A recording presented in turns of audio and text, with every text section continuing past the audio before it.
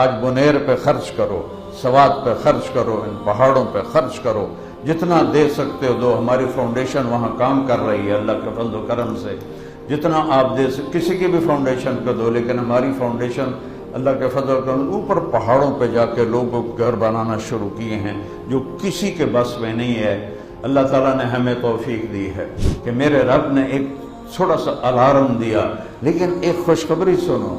ہر کوئی اس کو عذاب کہہ رہا ہے، عذاب کہہ رہا ہے، میں اسے رحمت کہہ رہا ہوں، چونکہ میرے رب نے اپنے نبی کی امت پر رحمت ہی کرنی ہے۔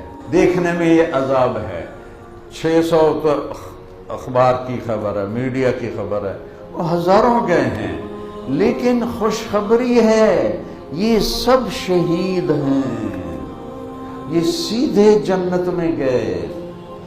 چاہے کوئی شرابی تھا، چاہے کوئی بے نمازی تھا، چاہے کوئی چور تھا، چاہے کوئی چرس بیچتا تھا، چاہے کوئی جوا کھیلتا تھا، جنہیں پانی میں اللہ نے بہا دیا، یہ شہید ہو گئے۔ اس رخ سے دیکھو، جب اللہ خوشی سے برساتا ہے تو زمین کا کلیجہ پھاڑتا ہے، اس میں پانی کو ٹھہراتا ہے، پھر غلے، انگور اور کھجور اور بیلیں اور اچارہ اور باغات نکالتا ہے۔ کہ ہماری نافرمانی سے پہاڑ باغی ہو گئے ہیں، بادل باغی ہو گئے ہیں، بادل تو ایک قطرہ نہیں برسا سکتے۔ لہو ملک السماوات والارض، یہ ساری کائنات کیوں اس کے آگے جھکی ہوئی ہے کہ بادشاہی وہ ہے۔ کیا نظر ہے میرے رب کی؟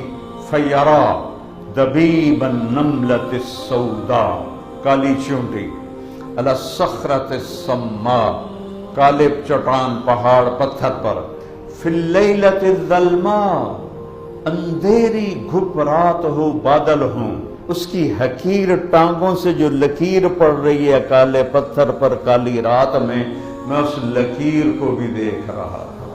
بولو، پھر بولو، پھر بولو، میں قربان جاؤں یا رسول اللہ، آپ ہمارے سامنے اب تھے، ہم آپ کے پاؤں چومتے، آپ کا ماتھا چومتے۔ میرے نبی نے تو کرتا پہنا تھا، شلوار